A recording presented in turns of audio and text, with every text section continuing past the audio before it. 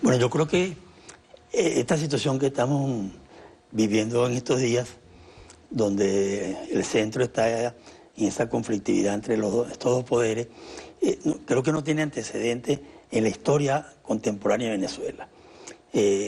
Porque en situaciones más o menos parecidas, cuando muere Gómez en el 35, en el año 36, durante esos primeros meses hubo conflictos parecidos, insurgencias populares, grandes movilizaciones, mitines, creación de partidos, de sindicatos, etcétera, hasta una huelga general que la hubo a mediados del año, en junio. Nunca tuvieron las características de pugnacidad y de complejidad que tiene ahora. Y si repasamos rápidamente la historia contemporánea, algo parecido se ve en octubre del 45, cuando se instala la nueva Asamblea Nacional, y posteriormente cuando en el año 58, cuando es derrocado a Pérez Jiménez. En fin, que este cuadro de hoy, por situaciones muy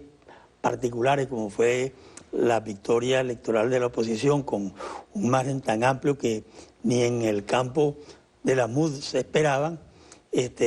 ha creado un cuadro que era impronosticable y que ha generado estos choques ya entre poderes que creo que van a subsistir con el tiempo. De manera que creo que Venezuela entra en un nuevo periodo en el campo de la política y con dos fuerzas que se van a medir en un escenario natural para el debate como es la Asamblea Nacional, y evidentemente en otro escenario de calle, ¿no?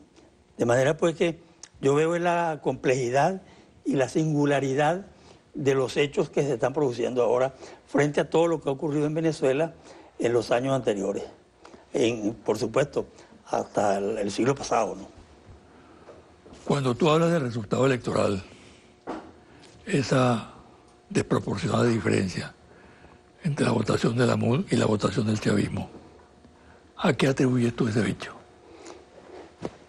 Yo inicialmente, durante ese año 14, yo expresé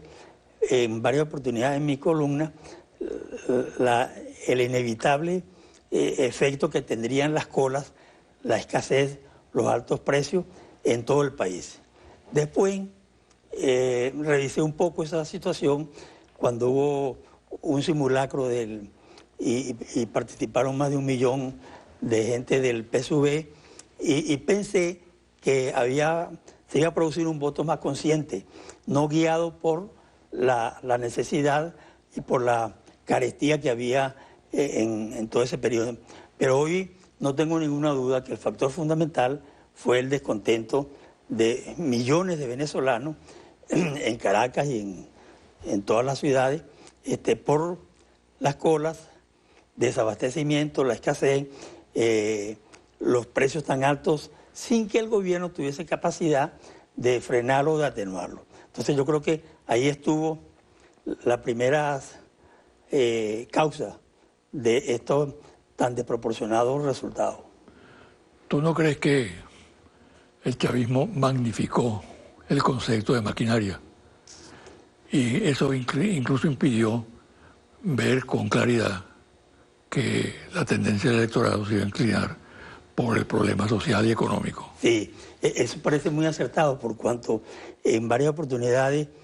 muchos de los más altos dirigentes del PSUV y en general del Polo Patriótico sostenían o hablaban del enorme poder organizativo que tenían ellos para enfrentar estas elecciones. Y incluso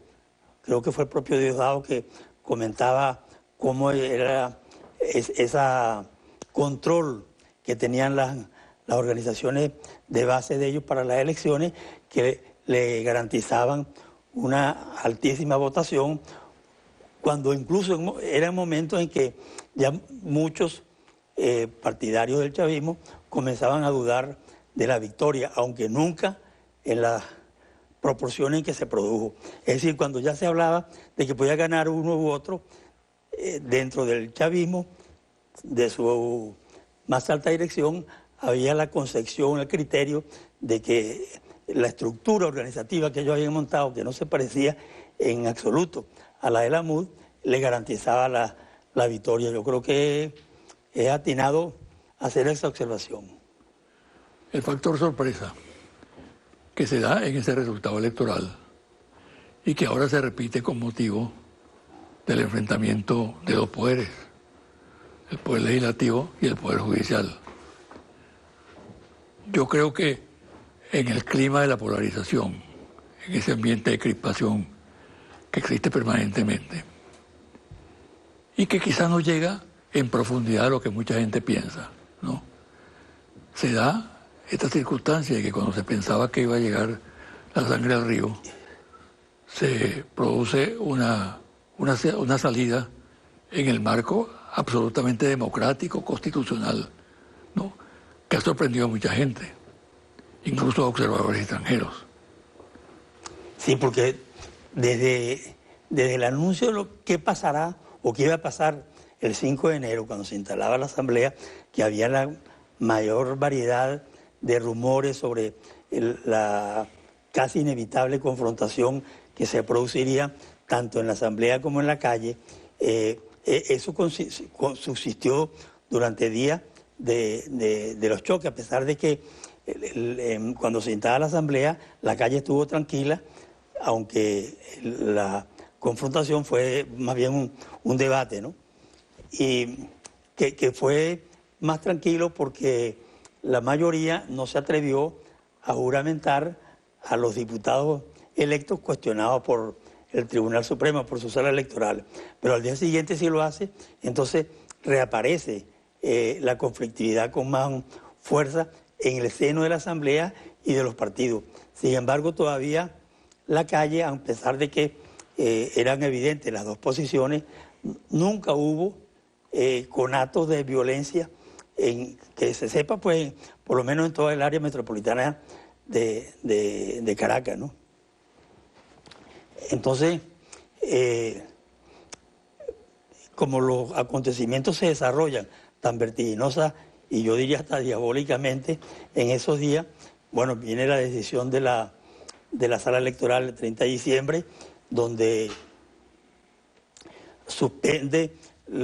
o bueno, le quita prohíbe la juramentación de los 3 diputados de la MUD por el Estado Amazonas, por supuestos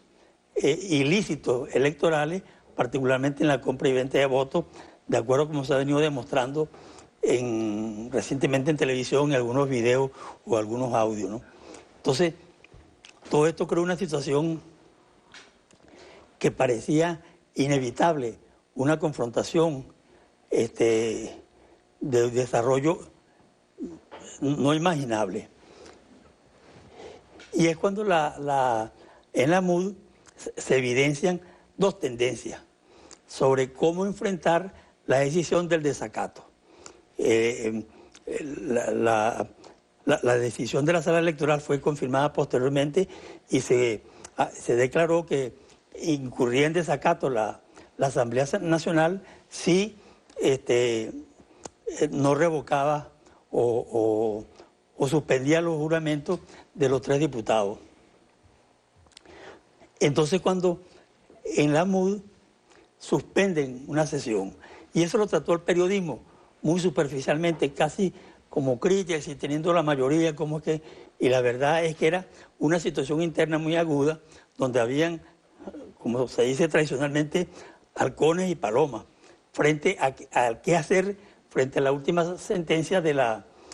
sala electoral. Y entonces ahí comenzaron a surgir las luces y la mayoría se inclina por buscarle una salida a la crisis que se estaba confrontando. Y eso ocurría el miércoles, creo que fue, cuando hay un acercamiento el presidente de la Asamblea, Ramos Alu, con Aristóbulo, la propia Cilia Flores, en conversaciones con Zambrano, etcétera, y ahí se ve que ya hay un intento de encontrar una salida a través de las conversaciones políticas, y que fue lo que se produjo y al día siguiente. Entonces, como tú decías al comienzo, ahí se impuso la política, es decir, la conversación, las negociaciones, y aunque el término no gusta mucho, fueron decisivas para lograr un clima de tregua o de, por lo menos, de un mínimo de tranquilidad para el desarrollo de los acontecimientos posteriores, entre los cuales estaba la presentación de memoria y cuenta del presidente. ¿Tú crees que puede percibir o puede persistir ese clima o es simplemente expresión del momento, de las circunstancias? O quizá la clase política quede complacida con ese hecho y le dé un impulso posterior. Yo creo que eso no puede ser algo circunstancial. Es decir, no puede ser que miremos la Asamblea en el futuro como una inevitable choque o confrontación con el Tribunal Supremo o con el Poder Ejecutivo. Yo pienso que independientemente que habrá momentos de mayor tensión y de crispación, va a predominar en el momento que se considere oportuno la conversación, el diálogo. No para la conciliación, ni mucho menos, sino para buscar salida a crisis circunstanciales que se van a presentar en esas relaciones. De manera que yo creo que ese va a ser que de la misma manera como va a ser permanente la confrontación, igualmente va a ser un factor permanente la de la búsqueda de soluciones, digamos, pacíficas o políticas. Eleazar, vamos a hacer una pausa y al regreso quiero que hablemos un poco acerca de si